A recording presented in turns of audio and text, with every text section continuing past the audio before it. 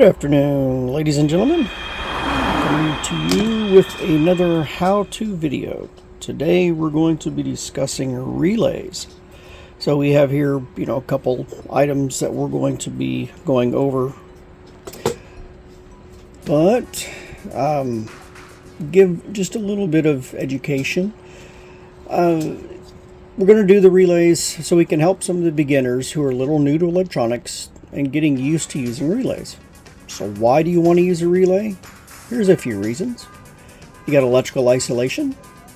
Relays provide a complete electrical separation between the circuit control, the low voltage current, and the load, high voltage, preventing damage to the control circuit from the load. Your high current capacity. Relays can switch high currents and voltages, making them suitable for controlling power to any devices, like your headlight motors, your headlights, fog lights, your scanner, any other device. Low power control. A small amount of current can be used for the control circuit for the coil, can switch a much larger current in the load circuit, allowing for efficient control of high power devices. Now, a relay is electrically operated switch. You think about a on and off, switch that you have in your house. Flip the switch up and it turns on, flip it down and it turns off. So here in this picture,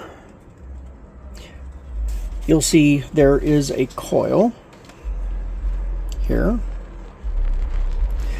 The contacts, which are going to be C or common, and NO or normally open.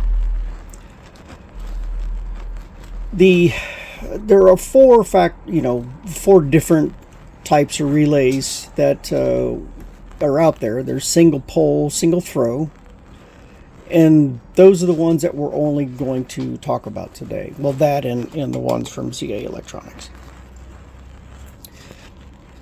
So in your Knight Rider build, you're going to want to use some relays. It's going to help. So here's a diagram.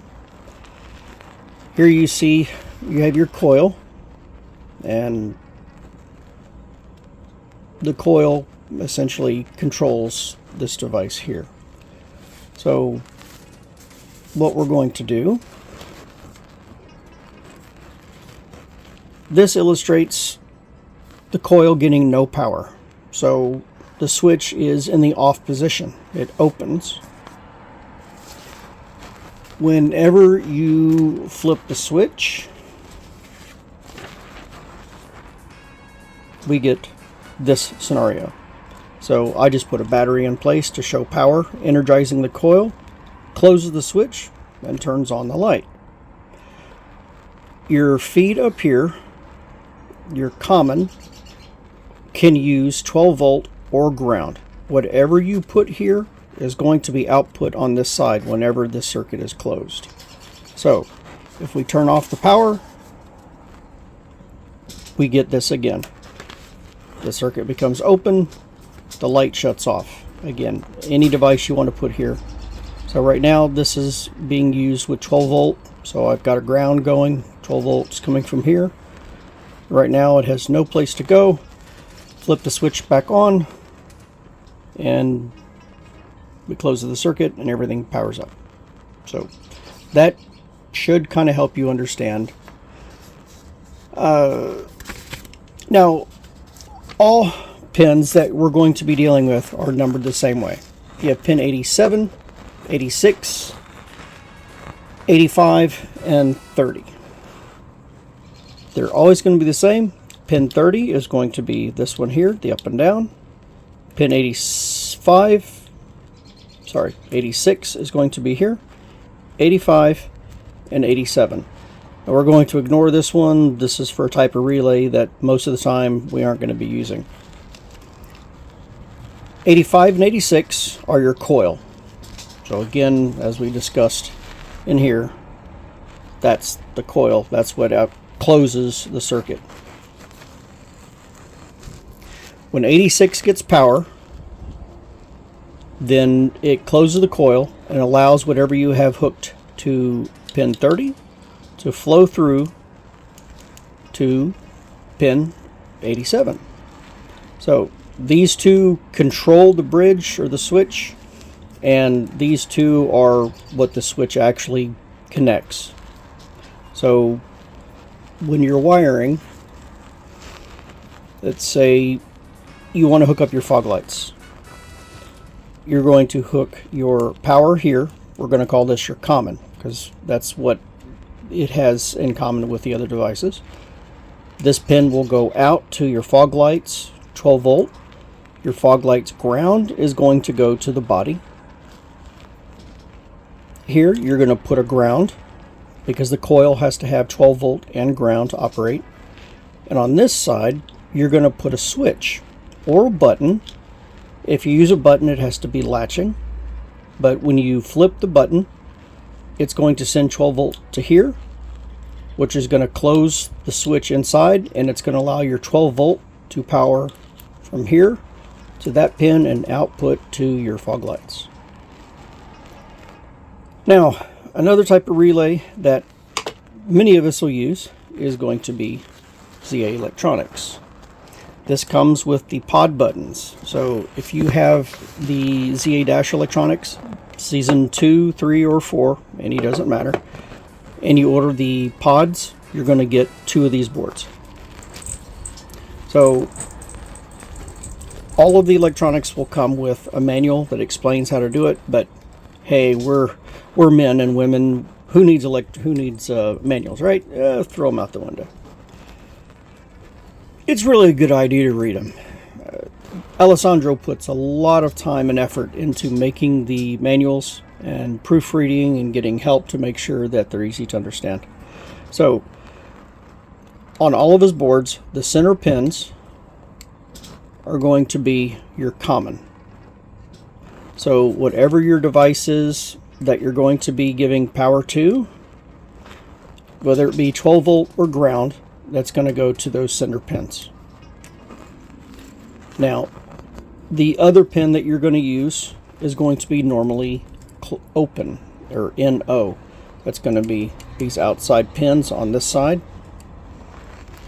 It's going to be here and here, and then it's going to be these pins here. So you have 10 relays on each board, goes to 10 buttons on one side, 10 on the other. So just like the relay, yeah, that's the harness. You can actually buy pre-wired harnesses for relays. It makes it a lot easier and cleaner. But the same way, pin 30 is going to be common. So you're going to put 12 volt here.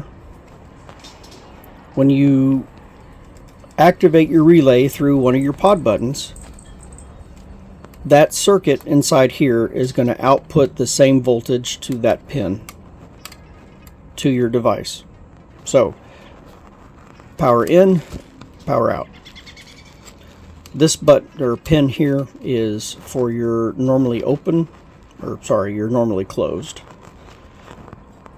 That would mean that this has 12 volts coming in, this has 12 volts going out all the time. When you push the button, then it separates the two.